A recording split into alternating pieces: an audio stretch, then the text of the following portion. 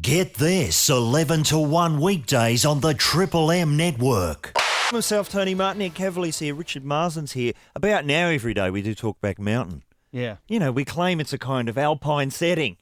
It's not, we're just sitting in the studio. Yeah, I mean, we've all got lederhosen on. Yeah, do we want to do it from the roof of the station today? We want to do that. A rooftop sort of Yes, please. outside Yeah. broadcast. Just could you open the roof of the station? Oh, okay.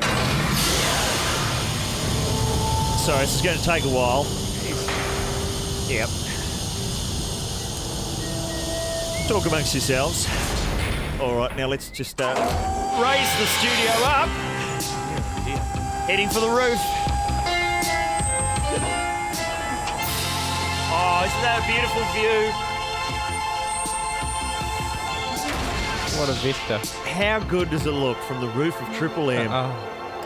Top of the world. Just watching the better music variety fan out across the city.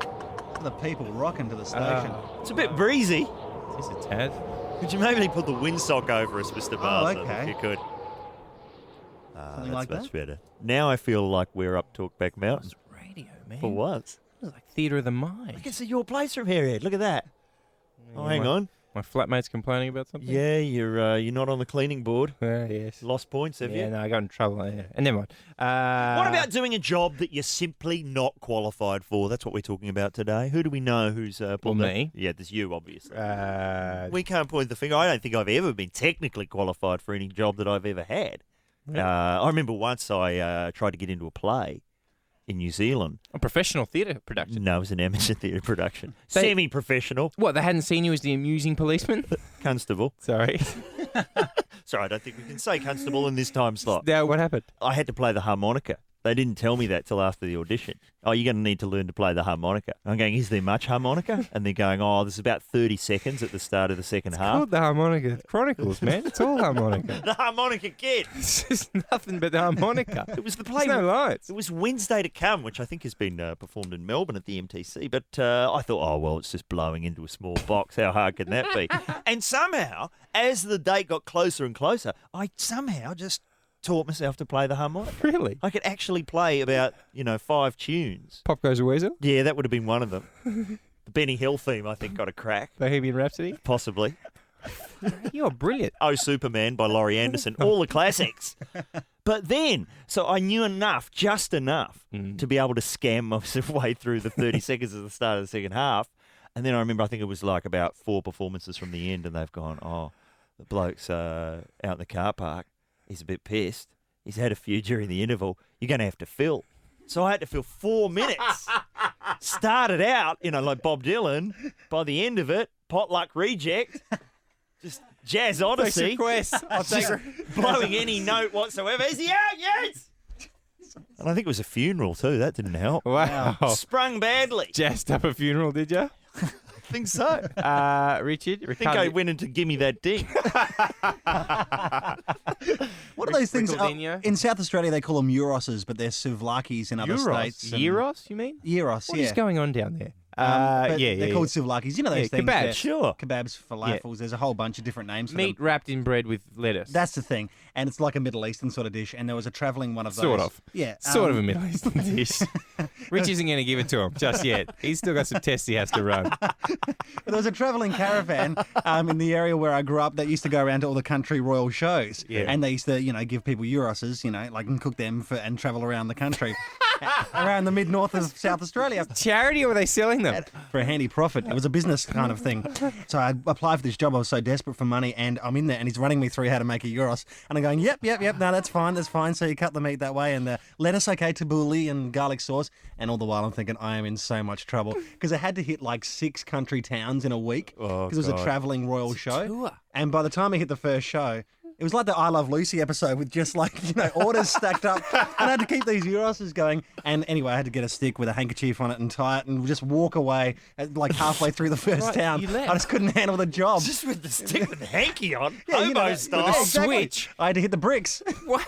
Fantastic. You didn't last. Triple M's Mr. Euros, You didn't- Richard You Marsland. didn't last at a Euro shop. No, well, I couldn't It's work too it out. much. I mean, there's a fine art to it. Oh, now I remember actually. This thing called Sega World opened up in Sydney. Yes. And I was part of the first intake. It was going to change the world. It was like a time zone, but it had rides and themes and stuff like that. And my job was the guy who was like the weight guesser in the jerk. I was the wacky guy down the end who had to like go, hey, kids, come and play. You'll probably win a prize. I'm not going to win a prize, but yeah, woo, woo. And I showed up the first day and I had a safari outfit on with a pith helmet. And I walked up and they changed the arena to be a space arena. So everyone else had the astronaut suits on. What about this from Kabul? The first of more than 1,400 Afghan artefacts, the most significant being a ceremonial glass penis believed to have been used by Alexander the Great, have been unpacked in the biggest return of such items in nearly 70 years. A glass penis? People would be constantly offering to squeegee it at intersections. Leave me alone! I don't remember that. Did Not you a see freak. I didn't see the film of Alexander. I did, and there's a wonderful bit where Alexander the Great had an Irish accent, and I'm glad that we've cleared that That's up. right. And he's remember he goes to the village, and they said nobody knew why he chose the common girl as his bride. Yeah. Next scene, sex scene, the girl who played Rosario Dawson, was Yes, it? yeah. Topless, sort of bouncing up on Colin Farrell. Whole screen just filled with norks. Nobody knew why he picked the common girl for his bride. Place hit the floor. Biggest laugh of any film this year. Really? I can see 2 reasons, Colin. Biggest laugh I've heard in the cinema this year was an Australian film called The Book of Revelation. So getting a big laugh there. There's a scene where Colin Friels, who's a cop, is talking to Tom Long in a bar, and Tom Long says to him, "Gee, you're a cop. You don't look like a cop." Cinema's just cacked itself. It's Colin Friels in a suit. It couldn't look more like a cop if it tried. Anybody? Water rats? Blackjack? Grievous bodily harm? He's always a cop in a suit. I don't remember. Okay, there was Irish accent in Alexander. Yeah. There was the weird sort of blonde hair. Yeah. But did he have transparent tackle? Do you remember that? I don't remember that. Glass penis. In Afghanistan, the phrase, watch out, I'll glass you, is actually a term of affection. That's what I'm told. Imagine having a glass penis. These underpants are too tight. Let me just sit down. Oh, me plums! Don't call an ambulance.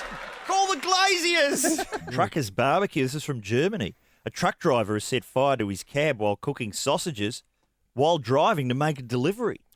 Walter Reckling lit the gas cooker, which is only meant to be used on the roadside, because he was running late. The 46-year-old was driving past Niederwörschnitz in Saxony. Hello to everyone there in Sounds Niederwörschnitz. Triple M rocks, Niederwörschnitz. He was driving past that joint when the hob toppled over in the cab of his truck. Police found he was, of course, 3 times over the legal limit. Driving a truck with one hand, turning some snags with the other. Wouldn't that be a good look? Delicious. That'd be good. Flipping some pancakes. Pulling up beside another truck. You got any Parmesan? Working with a very tricky risotto, all right? The arborio's playing up. All right, I'm feeling hungry now. Hey, here's some news. We haven't had any Belgian news for a while. No. A Belgian lager with a risque marketing strategy has been stripped from sale in Britain. Bottles of Rubel Sexy Lager. That's what it's called. Feature a picture of a woman with a removable swimsuit on the label. Yeah, I mean, how inappropriate. What it is you can scratch off the woman's clothes as you drink your beer. Wow. Great. Leaving her completely naked. Whoa! Check the nogs on that beer! It could give the Booney Doll a lap dance. Could you arrange that? Set that up. What does he say, the Booney Doll? Where's me thongs? Where's me thumbs? What time is it? Oh, no. He doesn't say what time is it. It depends what day it is, because on Valentine's Day he says, give us a kiss. Are you sure about that? Yeah, I reckon, something like that. And then on Christmas Eve, he breaks into Silent Night. No, he doesn't. He all goes a bit chucky now and again in the middle of the night, Booney.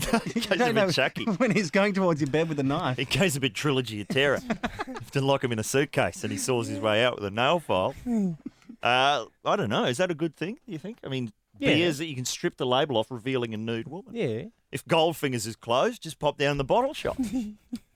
Now, what about a nude chick, right, on a beer, painted on a panel van, parked in the middle of the MCG? That'd be Zoo Magazine's Woman of the Year, I reckon, right there. It's got everything. Somebody's opened a bakery only for puppy dogs. So they've got Poochie donuts and other things, biscuits and the like. I had some, and my coat has never been shinier. Boing. I need to know where that shop is. I thought you might say that. Is it self-serve? Can the dog just go in themselves? That would be a good idea because if they let the dog choose what it wanted, it would just eat everything and then the owners would be forced to pay. There's no off switch. There's no off switch? No off switch on the Labrador. Would you eat a doggy treat? No. Why not? No, because I would assume that there's human food in other shops that I can access.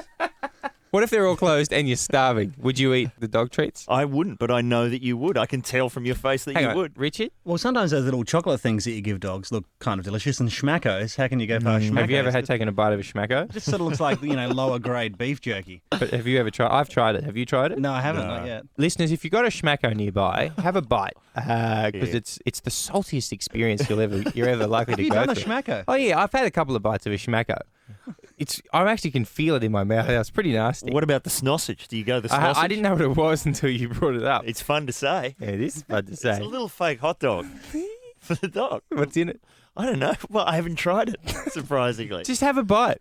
You've got 12 salads in front of you. I'm not- And you're considering a schmacko. I don't go home and go, no, thank you, people who've made dinner for me. I don't want this delicious pasta. I'm too full on pow.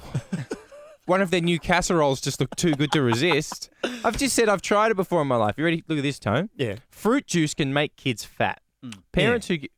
What are you all saying yes for? Yeah, that's... Yeah, it's been a report. Yeah, that was a couple of weeks ago. Everybody's nodding their head. Didn't you see the wobbling ass kids on the news This from the was- neck down? Yeah, I thought that was donut related. It's juice that's the problem. Yeah. It's just banned fruit, or at least fry it. All right, well I'll shut up then. I thought that was a big news. No, come on, hit us. What do you got? No, now it's going to sound ridiculous. No, we'll just pretend we didn't know it. I've no idea that was the case at Gavely. Well, no, they're saying that the problem is With fruit juice is that it's fattening. That's outrageous. the problem is that parents don't know which juices are fattening and which ones aren't. Ah, right. So parents are sending their... I can't be... No, this is ridiculous. All right. So parents are sending their kids to school with Yes. fluorescent blue drinks called Mountain Blast. Right. It says fruit juice drink on it, and I'm wondering why the kids come home fat. See, it doesn't make... It's ridiculous now. Is that true?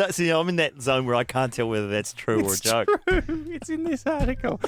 Yes, the article's 4 weeks old. Yes, it's stained with avocado. Yes, I should have said it when it came out, but I forgot. Mountain Blast. That article is so old, Ribena's still okay. And saved by Richard Marsden. Give us one letter of the week. We've got time for one Okay, letter of the week. Here we go. So here we go. Into Crystal. Someone's written in the Crystal's column this week. In Zoo. Oh, in Zoo. Lovely Zoo. We love you. Dear Crystal, I've heard that cheaper sex toys are just as good as the $200 jobs. What do you reckon? Val via email. And Crystal replies, mine is pricey, but definitely worth it. A sex toy is an investment, so money shouldn't be an issue when it comes to keeping your girl sexually satisfied. Right. I like the idea of sex toys as an investment. Get your money out of blue chips, people. All the money's in French ticklers. That's the real boom industry. Nikkei down, dildo up. Here we go. The cheap ones. Yeah, the cheap So one. you don't want to try and, Fashion one at home. or use one that you might have lifted with one of those cranes at the Easter show. Get the dildo quickly. Oh, look at the digital watch. Oh, now we've only got a snagglepuss. What are you going to do with that? Don't answer, Richard. Sponsors. We don't have a sponsor. Why do you think that is? The endless talk of the film Short Bus, often in the first break. I think that could be a factor. Constant bagging of other radio programs. Yeah, that's not helping. Does that help? Making fun of the sales department's blue sky sessions. Yeah, pretty much every day. I think that doesn't help either. Yeah. What we're going to have to do, we're going to have to get our own sponsor. Oh, yeah? Get one of them Bluetooth things. I'll load up the Holden Astra. You guys put on these white shoes. Everyone set your hair to AFL. And let's get out there. I've got a potential sponsor. I don't know. This guy sounds slightly unstable to me. Yeah. But Perfect. He means well. I'm Bob Johnson, and I'm smashing all of my prices. Look, here's some prices. Now they're smashed. Thanks to me, Bob Johnson, and this hammer. Look at this price, $755. Now it's completely illegible. Cop that, prices. There goes another one. Was $2,995. Now, who could possibly read that? But I'm not stopping there. These prices over here have been getting away with murder for years. Now they're beaten to a bloody pulp on the floor of my showroom. Because I'm smashing all of my prices into a million tiny pieces. God, I hate them. Look at these prices over here. Out they go at ludicrous reductions, flung from the roof of one of my 15 convenience stores to land shattered and indistinct at record lows no amount of restoration could possibly decipher. Hang on, missed one. God, I hate these prices! Bob Johnson, smashing prices for no discernible reason, pointlessly standing on the roof of his store in his underpants saying, why did she leave me? Weren't the brain-snapping bargains enough? Future destroyed, life now futile, must smash all my prices at all my stores. My beautiful stores, she won't take them from me. I'm Bob Johnson, damn it. Bob Johnson, he's a crazy motherfucker. Always poised on the knife edge of sanity, and you reap the benefits. Okay, is that all right? Yeah, it's fine, mate. Do you think there was enough smashing noises? Oh, there's plenty of them, mate. Yeah, you don't think we should just add a few more? Nah, there's plenty there. I really want to sell the whole smashing prices. I think you got that idea, Okay. Cross. All right then, I'll see you tomorrow. Okay, see you, Bob. Okay, see you guys. See ya. Thanks, mate. Hey, watch out for that glass door. Oh my God! Oh, jeez! I'm Bob Johnson. Oh, I'm smashing all my vertebrae. Ow! Now a low chance of recovery. Oh! I don't know. Is that the guy you want to hear at the top of our show every day? Sounds like you. Two things happened there. We were going to have some applause at the end. Rich had it ready to go, and Tony said, "No, there's a nice tinkle at the end. I want to hear it. There's a hubcap rolling around. Do not talk over the tinkle." And you guys are deaf, right? That's true. So the headphones in here are set to Kill! yeah. And every day I get a little bit deafer. Thank you so much. The smashing of glass penetrating my eardrums really helped that along. Another 20 years and you'll be Lee Simon. Yeah, at the moment I can vaguely hear horns going off from cars when I'm on my bike. That's over. That's over. Good times. Josie Long, Hello. comedian from the UK. Kindness and Exuberance is the name of her show, which is on at the Melbourne International Comedy Festival, and it comes with recommendations from one of our favourites here on the show, Ross Noble, big fan of yours. Yeah, that's great. He likes to talk about monkeys when he comes in here. He's incorrigible. We want to talk about Capril. That's what we want. Yeah, to can we just I know let's just do it. The show's all right, but it's not better than people wearing capes whilst brushing their teeth. We will get to your career, I promise you. It's all right. But in the UK, they don't do this, do they? They don't have Rocktober or Movember, where everyone What's Movember? everyone grows a moustache. You people are the coolest people I have ever met. Movember? No, we have nothing. We Surely have there's something. bland everything. Yeah. Blanduary. Oh, that's much better. Blanduary is where everyone has to wear grey, and that's what normally happens anyway. Everyone wins. Well, welcome to Australia. Yeah. People do anything. Or if you put it for charity, because Movember is for charity. So as soon as you say for charity. They're Do you off. get like some proper old-fashioned handlebars? Oh, It's amazing. Do you get sort of Victorian baddie curl moustache? Oh, sort of Moriarty moustache. Yeah, I didn't see many people going the waxed corners. Have you ever seen a last time. website for the Moustache and Beard Championship? I have. Yeah. The German guys with 6 layers of beard. Those people for that day are kings, and for the rest of their lives are despicable freaks. And I think that that's worth the balance. Do you know Imagine what the I mean? joy when they all come in and they're all together, you know? And they don't It's find grown, you guys Gunter. It understand. really has grown. You're not just saying that. It's just everyone else that just stare at me.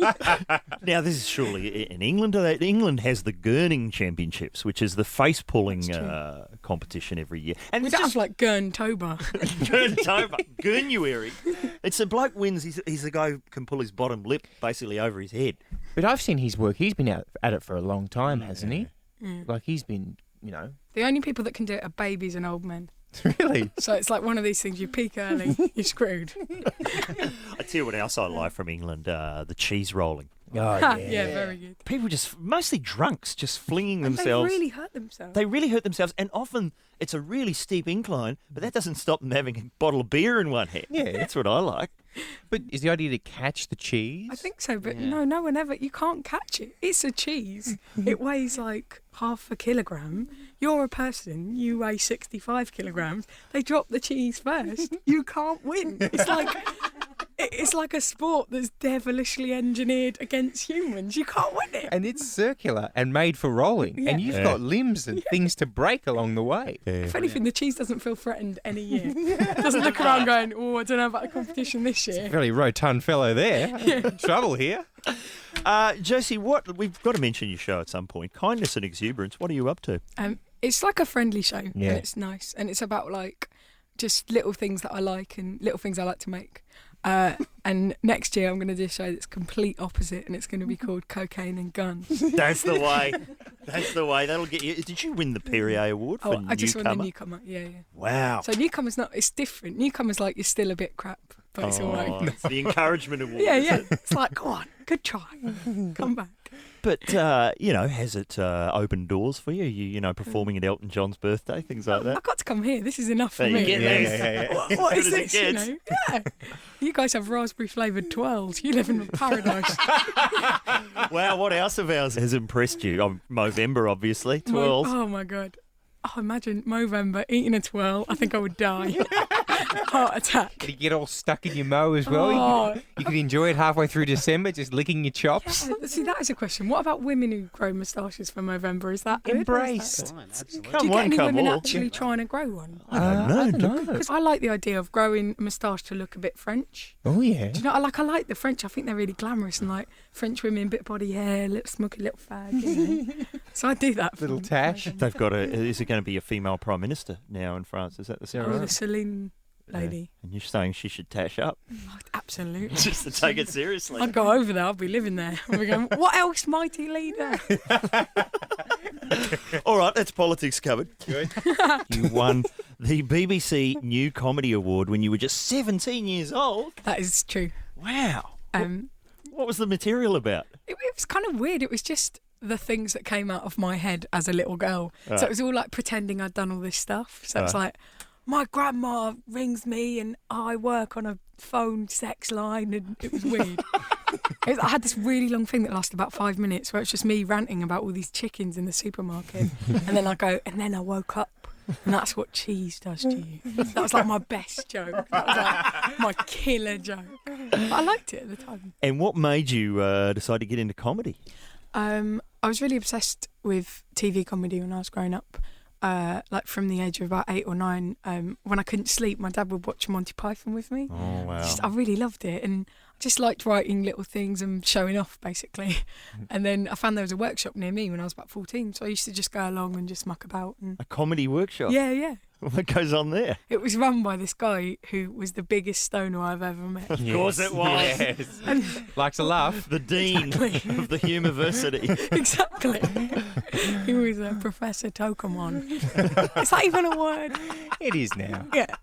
And what he does, he kind of sit there and you do your stuff and he go, oh, that's got a lot of potential, that has. That's supposed to be a Geordie accent. So he's a Geordie, I can't do it. Oh, you should develop that. And then you go off and then you come back and do it again. No, that was it. That's all. He'd just be encouraging. Yeah, So, that's all he was. That's awesome. He's brilliant. Oh, that's And good. so that kind of started me out doing it. And Monty Python, I mean, I wasn't allowed to watch Monty Python when I was Why a kid. not? Well, it was too gory. It was like, Oh, yeah, remember that salad sketch, days. Salad Days? Salad days. That sketch caused a lot of trouble in New Zealand, and children weren't allowed to stay up and watch Monty Python. Really? Benny Hill was off. I can't imagine why. Oh, I was too saucy. Really? Too, Benny Hill was the dirtiest show in the whole of the 70s. It was. It was like it was corrupting the youth. What time was it on? We What time weren't did it fit go out? to watch Hill's Angels. 9:30 on Fridays, but the TV was just off. It's And like- Dad was guarding it. You're not turning that on. I've got a gun. You're not going near that. But kids can watch anything now, can't they? Oh, Be on yeah. the tube.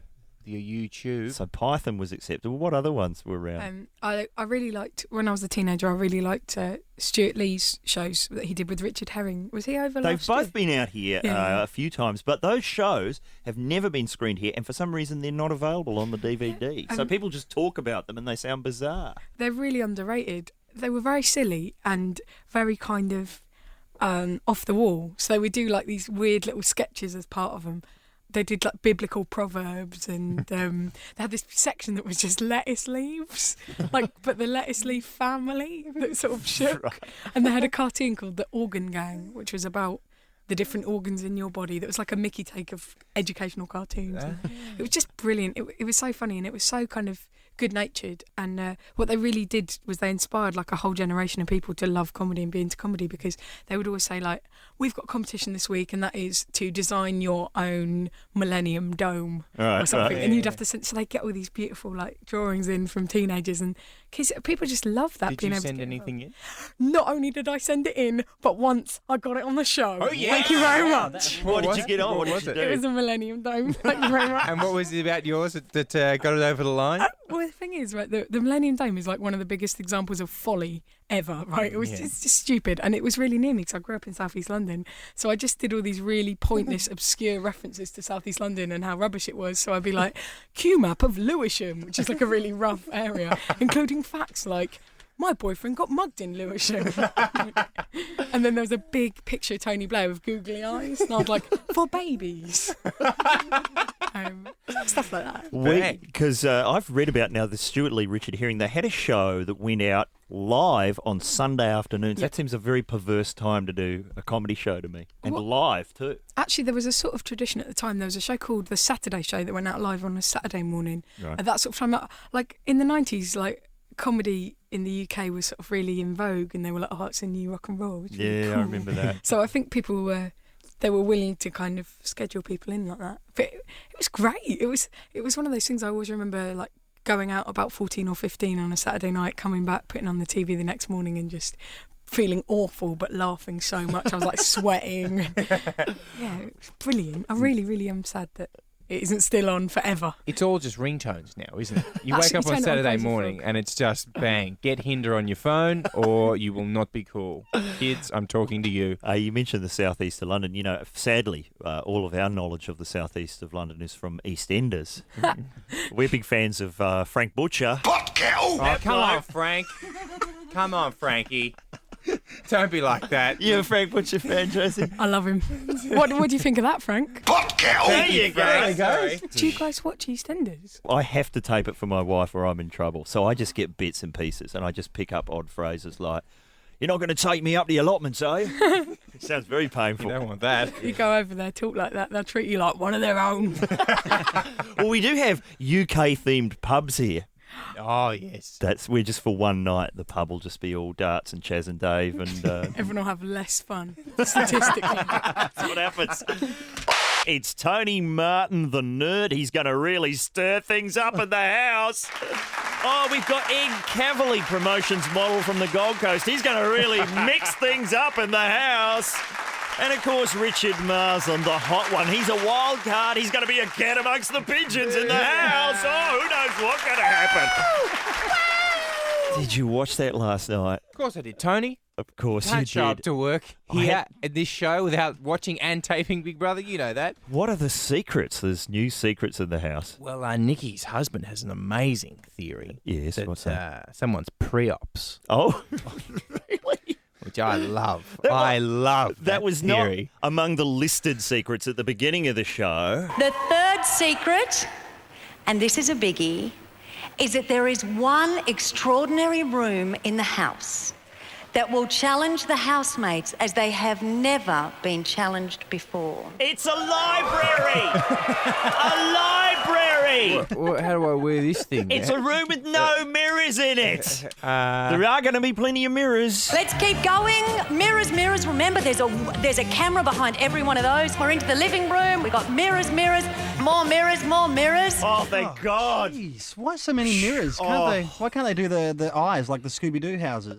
Wouldn't that be a better way to get the cameras around? They can't always keep an eye on themselves. Yeah, the moving painting. What were we going to hear? There was going to be more intellectuals in there. I do modelling, but I have a deeper side as well. Well, I got my swimmers on. I'm a bit keen to get in the old pool and have a dip, you know what I'm saying? He's the brainiac. I'm a little worried about Bodie. What did you say about him, Rich? Bodie, I didn't really even have an opinion. Yes, on you Bodie. did. You said he was... No opinions. You should be in the house. I don't mind the truckie. You don't mind the truckie. The crazy So truckie. diplomatic. The truckie. What about who's going to be the most annoying? I think this is Alicia. I've never really had a random pash where I've just walked up and pashed a random guy or anything. I do this noise that annoys everyone, but I just can't stop doing it. I just pop every once in a while, just 4 gram. How is that a talent? Now, and how is that going to lead to a career? That's the thing. Oh, you think you can do that at nightclubs? Yeah, but what else are you going to do? You know what I mean? I They've got to don't be know. thinking about these things. If you wore a headband, that'd be a whole night's That's entertainment. true. You know, it's all environmentally. never had a random pass. Never passed a random. It's environmentally friendly. They've gone green in there. Yes. So, of course, that means they're recycling all the stereotypes at the house as well. For some reason, Shane Warne seems to be in the house. Did you spot him? I did. He's calling himself Travis. I loved listening to him talk. I'm doing all right. Jeez, you get a fair old present. Hey, how's a gig here? This goes all right. Thanks for coming, all of you. You're great. Yeah, no, we'll go all right. We'll be right. Should be right, mate. Been married 12 months, so got the old ball and chain, so should be right. Yeah, no, it'll be a big test for me, but we'll see how we go. Yeah, hope I'm good to watch, hey? We'll give it a go. Giving it a go? Good on you, Big G. We'll see you soon, eh? Rightio. Hooroo. I like Travis because he's adding the word O to the end of words at random. yes. Check him out. So are you single or you married or you single? It's been a bloody big day. I am just happy to lay back in the old banana here and just chill. Oh, I'm lying back in the banana, just feeling singo. So I'm a bit of a swatto. And these are the ones who are already in. Wow. Do you want to meet the ones who we have Can I just voted? say, how would you feel if you didn't get selected? If you lost to the Singo Banano guy, where does your life go from there? Well, here's some of the people you can vote for who aren't in yet. You're a big admirer of Paris Hilton, is that right? Yes. Oh, really? What do Yeah. you love about her? Yes? She's hot. Now, how are you feeling? What would you bring to the Big Brother house? Fun. 18-year-old. All right, let's get to know you a little bit better. We'll have a look at the package here. I wouldn't say I'm the smartest person. I'm apparently annoying, my friends tell me. I'm a big child. I'm bossy. If anyone brushes me the wrong way, I find it hard to get over it. I'm a really big bitch and I'll annoy the hell out of people. So she's thick, annoying, Yes. and a bitch. Vindictive. What kind of job could you possibly get if you're all those things? The ultimate goal is to be a fashion designer. She's perfect.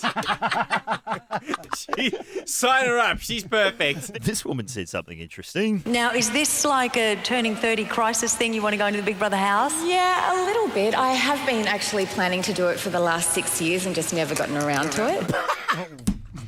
Never got round to it. Just never got round to spending 3 months in a house on national television. What was it I was supposed to be doing? Something, I was meant to be picking up some grouting mixture from Bunnings. Oh, I'm being on Big Brother for 3 months. You just want to jump into that house and get on with things. I'm ready to rock and roll. Is there anything particular about you that would be the missing ingredient if we didn't have you? I'm going to be one piece of entertainment over there. So Yeah. all my friends always say, you got to go on Big Brother. I'm just going to rock it out, and I'm pumped, I'm psyched. So You're ready? I'm ready.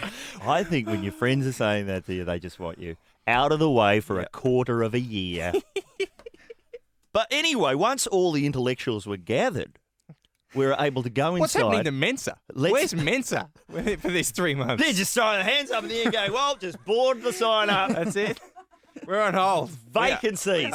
The first conversation, they had everyone together. Oh, gosh. What was the topic of the first conversation? Let's see if anyone's making waves in there yet. My family's like quite religious and things like that. They're like, oh, you're not going to be like naked. So my mum said, don't have sex. Don't get your boobs out. Yeah. The only thing I'm concerned is that I don't want my dad seeing me naked. No, it's just weird. Well, look, I know. Who's going to have their boobs out? You can have your boobs out. Oh, the bathroom's open. Let's run into the bathroom. I know, they ran in there and then they're like, what are we going to do? Oh, this is where people will see our boobs. Guys, I'm going to the toilet. Everyone watch. It's awesome. It's like the Situation Room in the West Wing. A Situation Room. That's good, Richard Vast. That's a good idea because Some then they kind of crisis that they have to solve. suss out the world's problems. a good Climate idea. change, Middle East. Let's get it Lack of happening. headbands. There was one. Bill Buchanan from 24 in there. A missile's been launched. What are we going to do? Oh, bloody missile, oh. Oh, what are we... Gee, I could put some more fake tan on and talk about a nightclub I went to in Noosa. Take a vaso action. There's a new room. There's a white room. And they were like, oh, it's a white room. And the crowd went, woo, I think. One of them walks over and it was on a screen. There was on another television screen. Oh, yeah, have a look. There's another room on the screen. Someone walks over and goes, that's a painting. That's white a room. paint. A room that kind of looks like the end of 2001. Yes. But over which hovers a sense that that's going to be a room people are sent to where it's going to be kind of like Saw 2 somehow. Oh, please. They're going to be locked in that tiny room. Let's hope they've got Lee Winnell on board as one of the writers of this series. Come on. It was just torture to sit through. That is the longest 2 hours of television. I've never sat through a whole episode before. Really? You never watched Up Late? No, I just Uncut? I'll just like flip around to. I go, that's a clip for the show. Yeah. That's enough for me. But it was just a parade of, as we would say in New Zealand, a parade of munters. Dead set munters for 2 hours. And, look, they actually have a listen to this. I can't remember who this was. This was somebody, possibly Haley in the house being interrogated by Gretel. Now, what do you say about people who think only bogans go into the Big Brother house? Oh, you tell them to get a life and watch it. Good on you. Well done, Halo. Halo. Was she given that to say on a card, do you reckon? I think so. Yeah, Halo. That's what Travis called it. How are we meant to get a life and watch it? I know, that's three contradictory things. These things are in direct competition, Haley. I would have thought. And then, so there's no money. Well, how was that bit, though, where Gretel goes, they're going to find out that there's no money, how are they going to react? Now, let's meet another one. He just comes out from behind the screens. You go, surely he heard that. Pretends nothing happened. Wouldn't he have heard that behind those flimsy probably. screens, which aren't soundproof? Because at one point, another guy just wandered out before the screens even opened. So the security can't be that good back there. That was Bodie. Now, Bodie, you know what I'm saying? Bodo. I think there's something going on upstairs with Bodie. Yeah. Yeah. No, I need some help here, Rich. Yeah, no, I'm not. I know what you're saying. I reckon the right situation, the right time, that boy could be a powder keg. There we go. That's That's what they're after. They're after someone to spice up the house, provide a bit of fun. He had the best AFL haircut. Now, it was a victory for AFL haircuts last night. Have a look at the boys. Not one person without even, everyone had frosted tips. Yeah. Everyone had either had some sort of mohawk happening in the middle or just a sort of general spiky hedgehog arrangement. Giant tanks of recycled water, bigger tanks of product. Yeah. So much product needed to keep that show afloat. Is that enough? That wasn't exhausting. The White Room, though, what do we think is going to be in the White Room? Probably just a couple of Lilos, O's. What is that about? It'll just be people sent in there you get to go to the White Room with Bodie, and then they'll go in there and they're going to touch each other up a bit, and Zoo will print the photos. Why not a red room, like from Twin Peaks, with just some curtains, a backwards talking midget, and a giant, and an old lady holding a log? Just send them into a room for some... that was my single favourite moment in the whole 2 hours. The only moment where I slightly woke up was this fantastic cutaway to just the chair. Yeah. Did you see that? The chair in the diary room. They were in the middle of having a conversation, and I don't know if it was an accident or by design, and they just cut to the chair in the diary room for about 10 seconds. Did it say something interesting? It was cinematic. It was this beautiful foreshadowing. It was ambiguous. It was an image you could interpret for yourself.